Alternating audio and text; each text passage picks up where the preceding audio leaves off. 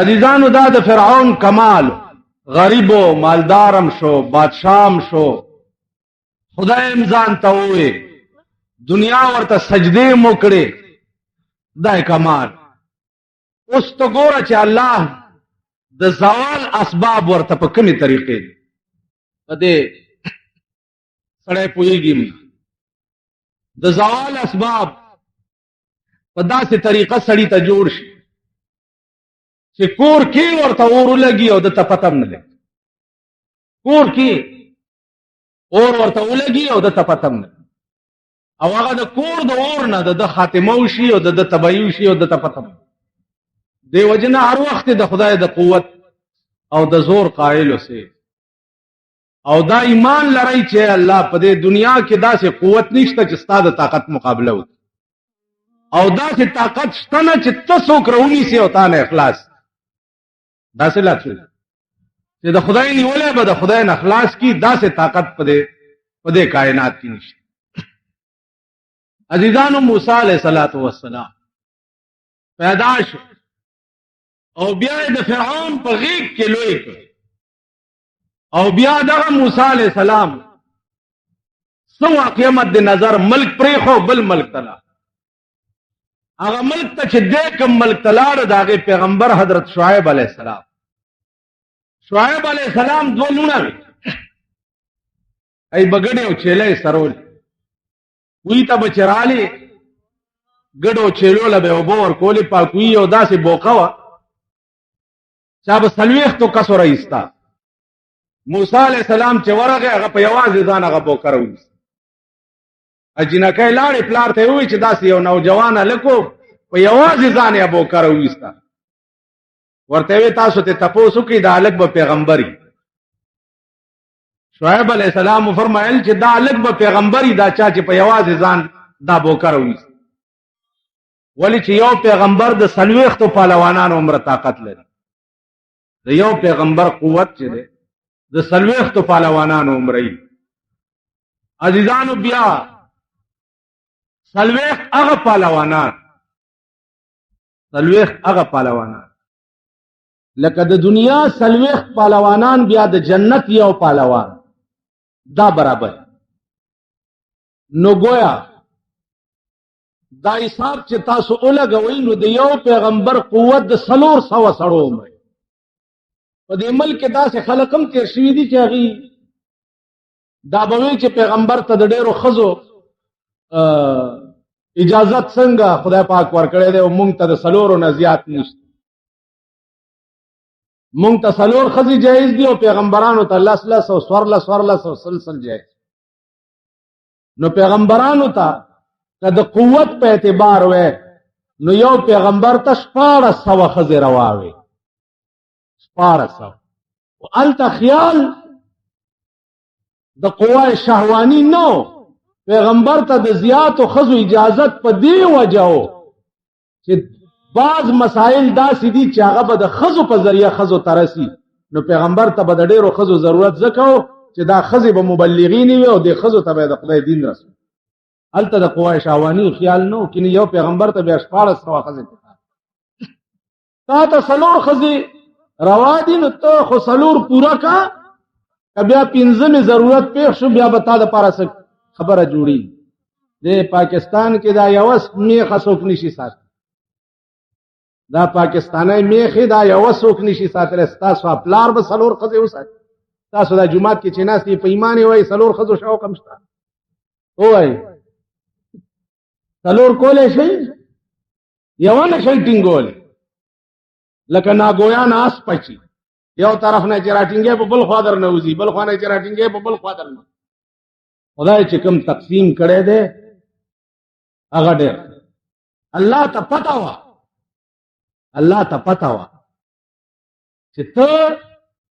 د یو نه د 2 قابل هم نه، تا هم 4 روا دي، خو شرط یې ورسره لګولی. وإن خفتم ألا تعدلوا فواحده. دا یره دی چې ته به عدل نشي کولی، انصاف به نشي کولی، پارشي کې به مساوات. پارشي که پارشي کې د مساوات نشو کولی، نو الله وی فواحدتن بیا به یوه کې بیا به دویمه هم نه. تاسو پوه شئ. وان خفتم الله تعالی مسنا وثلاث ورباع دعا درې څلور. لیکن وان خفتم الله تعدلوا که تاسو یریدئ چې عدل به ونه نو فواحد یا به یوه. ډېرې ښځو فطرت درته معلوم. رسول الله صلی الله علیه وسلم د یو بیبي کور ته لاړ، هغې وله د شاتو شربت نورو بیبیانو ورته صلاح وکړه چې دی راشي نو ورته به ووایي چې موږ له خو ستا د خولې نه د مغافیرو بوی راځي. په دې چل به دله زورونه ورکوو چې د بلې بیبي کره ته ولې تلی چې دی راغی ورته اجدو منک ریح المغافیر، مونږ خو تا نه د مغافیر بوی بیا مومو.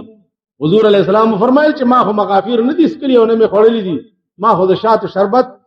وزا په ما د حرامي چې دا شی به زه بیا نه ښځو د لاس. قرآن ورته راغی چې لم تحرم ما حل الله لك، الله چې کوم شی حلال کړی ولې په ځان حرامې خدای بنده دا خو دی. ښځو طبیعت ښځو فطرت دا دی. حضرت عایشې کور کې پروت دی او نیمه شپه کې پاسېد، جنت البقیع مقبرې ته لاړو، درې ځله یې دعا وکړه، درې ځله هدیرې ته لاړو دعا یې وکړه او درې ځله یې دعا وکړه. اوس بعض خلق پاکستان دی هر بلا پکې شته، دوا دلته کوه او ملته مه کوه او پلانې دعا هر وخت یې کوه 24 ګنټې دا خوله او جړا لره او خدای ته وازه لره او خدای ته سوالونه کوه او خدای ته زاری کوه. هر وخت دعا کوه. یو وخت په 24 ګنټو کې داسې نشته چې هغه د دعا نه مني، شریعت پکې منع کوي. یو وخت داسې او که چا ووایي دې سټ نه نیسه او د مرغۍ غوندې ته دا سټ تاو. پاکستان کې ډېرې فتنې دي خو یو فتنه پکې په دا شکل کې نشته. دعا وکړه. پیغمبر که د جهاد په میدان کې ولاړ دی دعا کوي، بدر کې ولاړ دی دا د هر په شکال میاشت ده، د روژې میاشت ده، روژه یې نیولې ده، جنګ هم کوي او دعا. چې پروردګاره که ته غواړې چې د ځمکې د پاسه ستا نامې اخیستو والا پاتې نشي نو دا 314 کسان ټول شهیدان کا، او که د ځمکې د پاسه خپلې نامې اخیستو والا پاتې کول غواړي نو خدای د دوی امداد وکړه. بدر میدان اوس میاشت دوه کېږي چې ما ولیدو، هغه ځای مې ولیدو چې کوم کې پیغمبر ولاړو. عزیزانو یو لیش بوټی پکې نشته، سوری نشته، کاڼي شګې ګیر چاپیر غرونه او د هر په شکال میاشت او په دغه میدان کې ولاړ دی او د شپې یوه قجوره په 2 کسه خوړلې ده او روژه یې دعا یې داسې دعا به ستا او زما غوندې دعا به کوله، ستا او ما غوندې داسې دعا به. محدثین وایي چې لاسونه به دومره اوچت کړه چې دا د ترخونو سپینوالی به په دې لاسونو کې ښکاره. تاسو داسې دعا چرې کړې ده په ایمان؟ تاسو خدای ته حاجت نشته. که مولیان مو دي هغه خدای په قهر اخته دي، که مونږ یو لاده خدای په قهر اخته دي، حاجت هم نشته. پیغمبر حاجت و د ټول کائنات غم یې په سر و داسې به. زما عزیزانو دعا 3 ځله په جنت البقیع کې جناب رسول الله صلی الله علیه وسلم مقبرې ته هدیرې ته چې لاړ شئ تېرېږئ مه تر هغې چې تر څو دعا ورته نه وي. دا مه کوئ چې چېرته چونه کړی ځای وګورئ او هله بابا ته به یې کې او ته به یې راکې، دا شیطانت مه کوئ. باباګان چاله څه ورکولی نه شي، محتاج دي ستا دعا ته. ورکول صرف د خدای د ذات کار دی. په دې خبره پوهېږئ؟ ورکول د باباګانو کار نه. باباګان د مرګ نه وروسته ستا دعا ته محتاج، ستا دعا ته. هدیرې ورغې محتاج دي دې ته چې ته پې دعا وکړې. علما لیکي چې یو آیات کرسي چا په هدیره کې وویله نو 40 ورځې د هغه هدیرې نه عذاب اوچت شي. هغه مقبره 40 ورځې عذاب نه، یو آیات کرسي دی چې پکې وویل. نو په هدیرې ورغلې څه نه څه قرآن پکې ووایه نو هغې نه ډېره فایده. اوس چې بل ته خیر ورسې خو الله هغه خیر ستا جولی کې اچېږي. خیال م راغی؟ نو هغه د پنجابیانو کار مکوئ چې چرګ زیارت ته وړی چې بابا کوکړ غنته پتر دی کوکړ غنته پتر دی چرګ مې راوړی دی او زوی راکړه د دې په بدل دامن مامن او لونی مونی دا ورکول د خدای کار دی دا د بنی آدمو کار نه دی دا د زیارتونو کار دی اوس بیا خبره ده چې زمونږ په بالا ماڼۍ کې داسې خلک اوسېږي چې صاحب هغه ورځ ډولکي غاړې ته اچولي او ګلونه په غاړه کې اچولي په دې سړک روان و غړس دی غړوس دی غړه تو چل دی د بابا ډولی روان په غبرګو کې نه باباګانو ته د ډولۍ څه ضرورت دی که ډولۍ په ژوند کې ځان له جوړه کړي خو په قبر کې به پکې سوري او پکې به ګرځي او که دنیا کې ځان له د ډولۍ اسباب نه کړي نو د دنیا ډولۍ هغه ته قبر ته ورننه استېش دا د کوچیانو کار دی یو کوچی بل کوچی ته وایي چې فتح خان وروره هغه وایي چې ها وایي چې کعبه دی خدای بخلی وي نو اوس به ورته ناست جمع او سخته یخني وه سخته یخني وه نو دوی اورته ګرمېده چې اورته ګرمېده نو دوی دا خیال کړی چې جوړ دا د مرګ نه وروستو به په قبر کې اور خو نو ځکه چې یخني دا ډېره چې فتح خان وروره وایي چې ها وایي کعبه دی خدای بخلی وي نو اوس به ورته ناست ګرمېږي به وایي چې دا اور به هلته وي او دا بیوقوف قوم دی بدبخت کمبخت چې دوی دا زیارت ډالۍ څه مطلب دی د زیارت عرس څه مطلب دی دلته دا زمونږ یو زیارت دی دغه کال کې چې عرس کېږي دا زمونږ د بالا ماڼۍ دا لپنګانې کوي نو یو شپه د نکریزو وي او ښځې راشي صاحبت شمې ممې په دغه کې لګولي او ورشي او بابا ته رستو په قبر په دې خپو باندې نکریزې ورته کي وایي دا د بابا نکریزې او دا تاسو ما غوندې سنډاګان ورسره وي دا هغه د بدبخت بې پدره زامن دي او د بې پدره اولاد دا هغه بې پدره قوم دی د دې نه مور معلومه ده او نه پلار باندې دا خبر چې دا د خسکی اګونه پیدا دي دا څه بلا بالکل د سړي زامن نه دي او نه په خبره خار نه یو ډالۍ راځي غنجي ځان سره پیدا کړي جمعې په شپه چې پیدا شي هغه مغنجي غنجي دی غنجي کم سید کې چې د پیغمبر یو ټیډي پیسې نشانم نه هغه ته سید ویلم ناروا او حرام او سید صاحب دین تو ساډا تو سا قدر نہ پائی حسن حسین تو ساڑے دادے داڑھی کدو منائے شکل ته مو ګورئ او غوږونو کې به د سرو زرو مندرې چولی پیغمبر ویلي دي در سړي ته سره زر استعمالول حرام دي نکي ویلي دي حرام دي دوی به د سرو مندرې په غاړه کې چا به دومره غادغه چولې جمکه ون دومره وګدره او دا تاو ما غوندې خرچي کن اگر افق کې چې دراځي په 472 کې سری راوتی سوچا سیر دي سترګو ته وګوره تکي سری دا زمون خلقو ایمانونه دي دا زمون خلق نو زمون دي کرتوتونو ته چې ګوره په مونږ به عذابونه نه نازلي په مونږ به قهر نه نازلي چې په باب د دین کې مونږ دومره صفر یو چې خدای نه ګڼو رسول نه ګڼو قرآن نه ګڼو مذهب نه ګڼو هیڅ نه پوهېږو خو که یو خر راپاڅېدو او مونږ ته ووایي چې دا شی مذهب دی مونږ هغې پسې یو قچر راپاڅېدو چې دا شی دی مونږ هغې پسې نو مونږ به تبا کېږو نه غر کېږو به نه نن سهار را سره یو لګیا وی ټیکسونه ډېرو لګېده مالما خو یو شعر ته جمعې مونځ ته راځې که نه وی چې یو مالما خو ویلي چې ستا په عشق کې طبیب وایي ما رحمان ته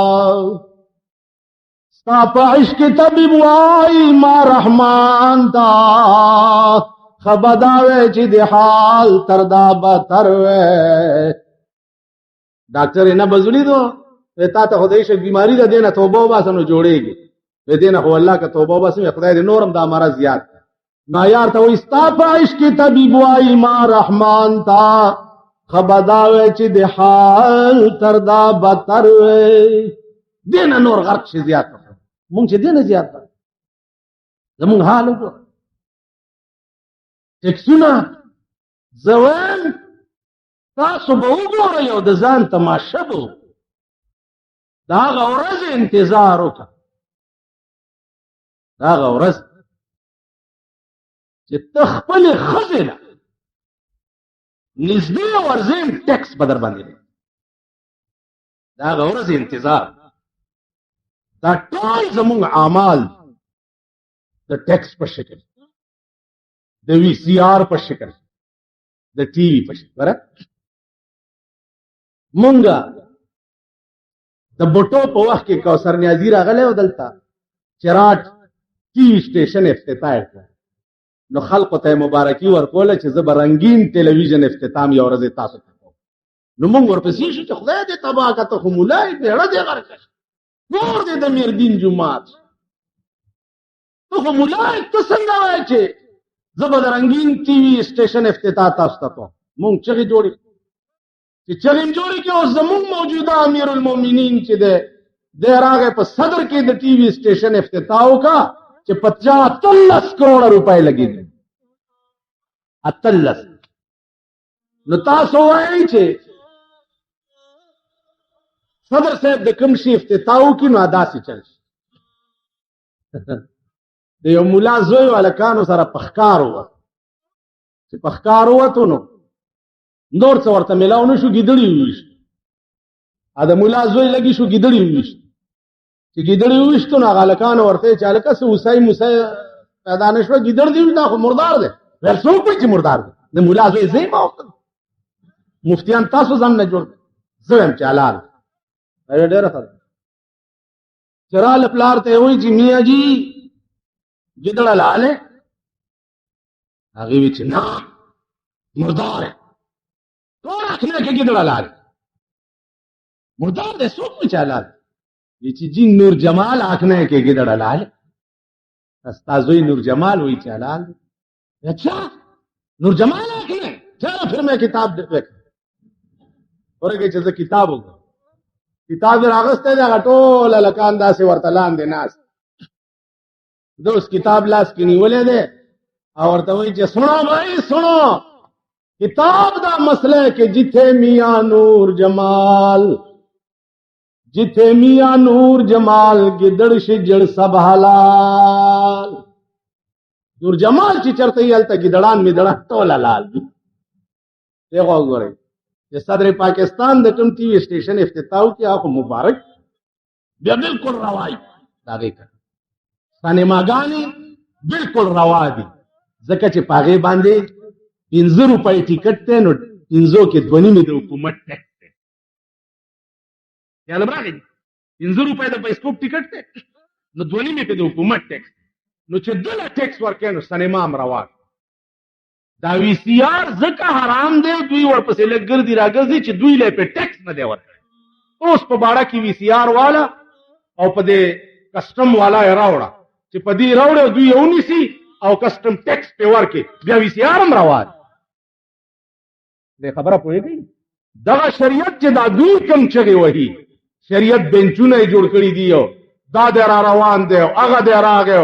اسلام او نظریه او پلانې او پلانې دا مونږ خو د اسلام نم باریو او نظریه نم باریو نظریه پاکستان نم مونږ باریو ځکه چې پاکستان کې صحیح اسلام غواړو شرمېدل اسلام پکې نه غواړو نو مونږ د هر څه نه بار کړي زما عزیزانو دوی له چې پکې څه ورکوي بیا روان دا هغه ملا کار دی درته مې قصه کړې وه 3 طلاق یې ښځې له ورکړه 3 طلاق او استاذ له 3 ورځې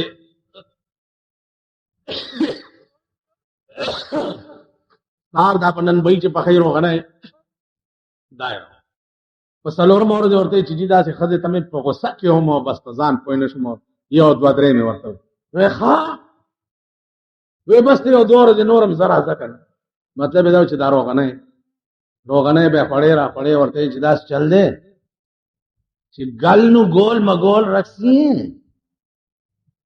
اور کسی نو کیا نہیں ہے ملا بڑے ظالم اور تجا راتی جا کے تو اپنی رن نو کمی کہ تنے منو قبول کی تو ہے نہ بوئی چھ ہاں نو تو ورته چې منه به تنو قبول کی بس نکاح ومشي او نور مليانو نه وی چې بجلیګر مولا نه مولا کوله منه پوښتنه هغه خو وی چې نکی وی چې او بڑا ظالم مولا ہے اس دے نزدیک نہ جامی اور تباہ کر چھوڑ دیا تے منو کدی کدی آیا کر جو گل ہوئے تے میں انہوں گول مول کر کے تیرے واسطے صفائی کر نو عزیزہ معاملہ ٹولا گول مول دا خیال جرا گئے کہ دوی خوشحالی اغار سے بیارا ہوا ہے اور چی دوی خفائی ارچ حرام علاقہ کے تانیدار نے اجازت والا ڈما گڑا ہوا خیر دے کہ تانیدار نے دی اجازت نہیں آستے گڑمانی سے گڑو خواب حلال او حرام د خدای او د رسول پلاس حلال او حرام به قرآن او حدیث کو. اوس حلال او حرام د انتظامیه لاس کې دي. اجازت والا حلال، اجازت دی نه اغسته حرام. دې خبره کوي زما عزیزانو، دې طرف نه خدا توقع مکوي چې د نظام به پتا سوراشي چې تاسو اسلام وشي. دا طرف ته خو خوبم مګوره، ځکه چې دا خلق دی نهر، او نهر سړی چې دی هغه د خپلې خېټې په غم کې وي، هغه سره د بل شي غم نه کوي. یو سړی وګیا نو وګي سره د بل د خېټې غم نه سوا د خپلې خېټې. دا غریبان نهر دي، نو د دوی ځان له خېټې نه ډکېږي، دوی ملک او قوم څه کوي. هم له څه سوچ په کار دی چې دا مونږ په څه بلو بلو سر یو. مونږ ته څه سوچ په کار، مونږ ته د خپلې زندګۍ جوړولو څه اسباب اختیارول په کار دي. زما عزیزان، روژه ده، اوږد تقریرونه په کار هم نه دي چې زه درته وکړم، خو هره شپه چې څملی سوچ کوه دا زه څه له پیدا یم او زه کوم څه. زما د ژوند غرض څه دی، زما د بچو د ژوند غرض څه دی، زما دا کور چې قدرت ما ته راکړی دی د دې کور غرض څه دی، دا زه مشر کړی ولې. په دې ټولو اسبابو باندې سوچ کوئ، فکر کوئ، یا هغه اسباب اختیاروئ د کور نه، د دوستانو نه، شلیانو نه، محلې نه، علاقې نه. اوس تاسو وګورئ زمونږ جوماتونه، دا جومات دی چا کې چې تاسو ناست یې د جمعې لمونځ کوئ، دې کې حافظ ولاړ دی قرآن ختم. زما زوی دی هلته خپلې تراویح چې وکړي، بیا دلته راځي د حافظ پسې څو رکعاتو کې تلاوت او بېګا راته وی یو صف کې نیم پاتې ټول خلک په تخت. تاسو اوس ووایئ چې د دې محلې خلک چې په چا کې دا جومات او څوک پکې وغځېږي، نو مونږه صاحبه دغه قرآن ورپسې بیا په قبرونو هم وایي او دغه قرآن ورپسې په کور کې په ختمونو هم. د دې جومات دا حافظان چې چا قرآن وي او دوی ژوندي دي او ترې وتښتېده نه جي، دا حافظ بیا کور ته بوځي چې راشه اوس ده پسې دا 3 سپارې ووایه چې دی وبخلئ. تاسو په دا زاړه ایمان ووایئ چې په دې قرآن به دوی وبخلئ. خیر دومره خو خدای عقل درکړی دی. دا قرآن به تا ته وایي چې او ملا خوله کې دې دانه وخېږه، پرون ته ولاړ وې په روجو کې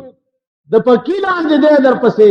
نیمه ګنټه قرآن اورېدو ته نه شو ودرېدی. اوس ته ما ده پسې سپارس کولو ته قبر ته او قیامت ته لېږې چې هله دا راخلاصي. په دې قرآن به دا قوم راخلاصېږي. د ختم په شپه بیا شیطانت له ټول جومات ډکي، پولۍ وي او چای وي او شیریني له هله په قرآن دا د مالګه پې دم کوه، هله صاحبه دا چیني پې دم کوه، هله دا پلانې پې دم کوه. په دمونو ممونو نه کېږي، نور خوړم یو څه په دمونو نه کېږي. په ژوند راشئ دې قرآن ته ودرېږئ، د خدای په قهر اخته یئ، د خدای تباه کړي یئ، خدای غرق کړي یئ، خدای شرمولی یئ، نور به هم شرمئ. په ژوند ورته ودرېږئ، د خدای کلام واورئ، خدای کلام زده کئ، د خدای کلام ته سرونه ټیټ کئ، کینی بیړۍ به هم غړئ. دغه خدای فرعون غوندې لعین رولی و، دا قصه به مخکې راځي انشاءالله. فرعون غوندې چې رولی و بیا چا خلاصولی نه شو. هغه فرعون چې ټول سلطنت به سجدې ورته لګولې او خدای ورته وی او بوله حکم وکړو په اوبو یې رونیو، هغه فرعون بیا چا خلاصولی نه شو. یو ځل د خدای رونیسي، په خدای مې دې قسمي چې نه دې بیا مور خلاص کی، نه دې بیا پلار خلاص کی، نه دې بیا زوی خلاص کی، نه دې رور خلاص کی، نه دې دوست خلاص کی، نه دې علاقه. دغسې هر جومات کې چې ګورئ لومبی 2-3 شپې ګرمه ګرمۍ وه او صاحب اوس خلک تښتي. دا فصلي مړزان چې دي، دا د بټیارۍ زامن، دا د بټیارۍ زامن قرآن نه تښتي، تراو نه تښتي، منځونو نه تښتي. دا قوم او ښه ورځ لا بعضې پکې راشي مولانا صاحب تاسو څه نه وایي، دا وګوره سال دی، سال دی، دا ټیپر نه دی، ډېر ښه کار دی، چیني ګرامه ډېر ښه کار دی. په دې ځان ته خو مو ګورئ، دا خو الله دی. عذاب داسې ښکاره نه راځي چې را روان یو د ګولې غوندې استاد مازغه والوځئ. عذاب کله صاحبه د مجسټریټ په شکل کې، عذاب کله د پولیس تانیدار په شکل کې، عذاب کله صاحبه د کچارو په شکل کې، عذاب کله د ټیکس په شکل کې، ہے نا جی. شکلونه دي مختلف د عذابونو او ستا د اعمالو شامت ته مختلف شکل کې بعضې وخت کې ته یو ګناه کې ملوث نه ګیر شي د بلې ګناه ده دا مې هم درته وو مونږ هسې خپلو کې وایو دا وایو چې دا حکومت یره ظلم قسم مې د فوق دی دا لرې شي او د ده په ځای بل هغه د موږي والا رانغی نو زما نه دا ګیره څو پورې د دې قوم حال کوم قوم چې خپل حال په خپله نه بدل کړی د بره نه بدلي لاندې نه به خپل حال بدلی نو هله به د حال بدلېږي بره نه بدلي په دې 35 کاله کې خو تاسو وایئ چې مونږ وایو چې دا لږ پته دغې نه مې وي چې هله کلمې ویو فلانې کې فلانې کې فلانې کې کلمې لاندې تاسو